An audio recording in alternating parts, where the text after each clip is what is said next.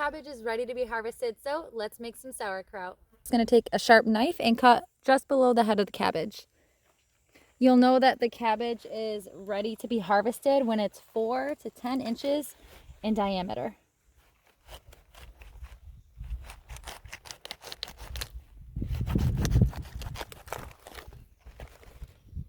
Few cabbage wormholes on the outside, but nothing that we can't deal with.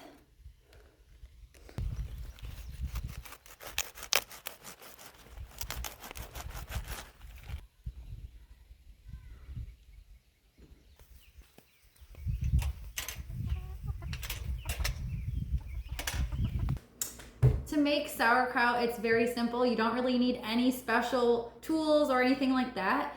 I'm just going to make my sauerkraut in mason jars. You can use a fermentation jar. There's all sorts of different ones out there, but what I have is mason jars. So I'm gonna do 2 jars. I have wide mouth mason jars here, 2 quart ones.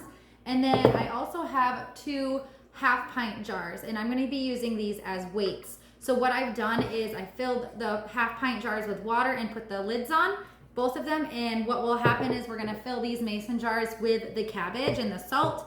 I'll get to that part, but we're going to put these in as weights, and that's what we're gonna use to ferment our cabbage and make sauerkraut. So you want to start by removing some of the outer leaves, which I've done some of that in the garden. I left them out there. I'm gonna put those in the compost, but we still need to remove some of the outer leaves, but hold on to those and I'll tell you why here in a little bit.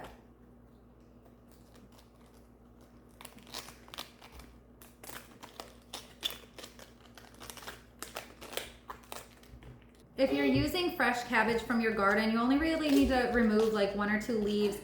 If you're using cabbage from the store, if it's organic, I would only remove 1 or 2 leaves.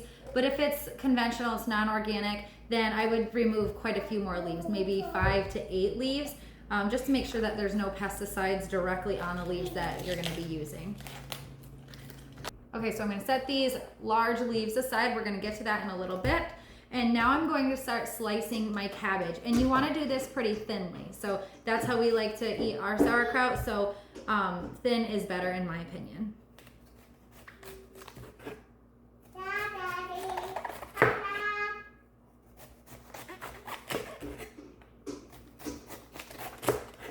Okay, all my cabbage has been sliced thinly. All I was left with is the stem. I didn't cut that part up because that's just a little too tough for me.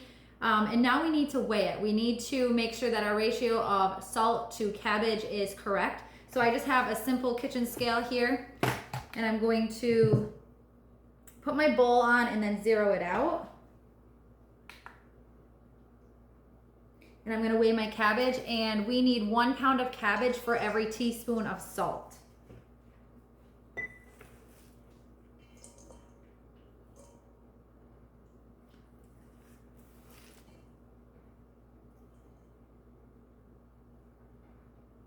Okay, so it's just over 1 pound, so that's good. And so now we need to add our salt. I'm just using Baja Gold sea salt, 1 teaspoon for every pound of cabbage. And now we need to get in there and massage the cabbage with our hands. So you're just gonna keep mixing and squeezing. And what we want is some liquid to start coming out. And this is gonna take a little while. You can do this with like a potato masher or like a wooden dowel if you want, but I think your hands works just fine. The less dishes I have to wash, the better.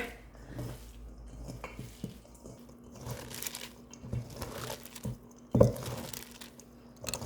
can see we're starting to get some liquid in the bottom there. That's awesome. I've been massaging for about 5 minutes now. So this is what it will look like after 5 minutes, and it's just about ready to go into our mason jars. All right. You squeeze it, lots of liquid coming out. So it is ready to go into our jars. So what you're gonna do is just take your wide mouth quart mason jar and start loading the cabbage inside.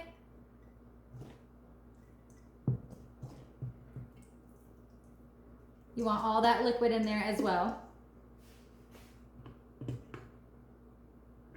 Now you're just gonna press down. So Stick your whole hand right in there. That's why it's important to have a wide mouth mason jar. And because you have to fit this jar inside it. Just stick your whole fist right in there and start pushing down. And you want the liquid to come above the cabbage. If there's any cabbage left like sticking out of the liquid, it could become moldy. That could spoil your whole batch. So you want to make sure that all the pieces of cabbage are below the liquid. Okay, so it should look something like that. There's liquid on the top there. No large pieces sticking out or anything. Now for those large pieces of cabbage that we saved earlier, this is what we need to use these for. You're going to cut it to about the size of the jar. And then you're going to place this right on top of the cabbage, kind of like as a seal above it.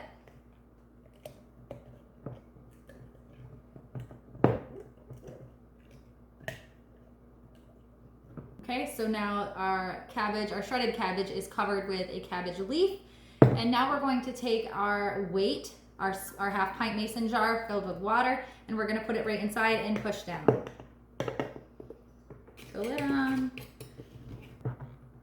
All right, it fit just barely. So we have our shredded cabbage below, our leaf on top, and lots of liquid above that leaf with our weight above that. So this is sealed. I'm going to put this on my counter, and each day I'm going to crack the lid, take the lid off. I'm going to push the weight down a little bit, put the lid back on, and you're gonna keep it on your counter from 1 to 4 weeks. It really just depends on when the taste is ready. So you can start tasting it after a week, and if you're satisfied, then you're good. You can put it in your fridge, and that's how you'll store it. If you want it a little more fermented, then you'll just keep it on your counter a little bit longer, up to 4 weeks. But once you're ready to start consuming the sauerkraut, then you can just place it right in your fridge, and it will be good for up to a year. I share gardening and homesteading content like this all the time. So to see more content like this video and subscribe to our channel. I hope you make some sauerkraut and love it as much as we do.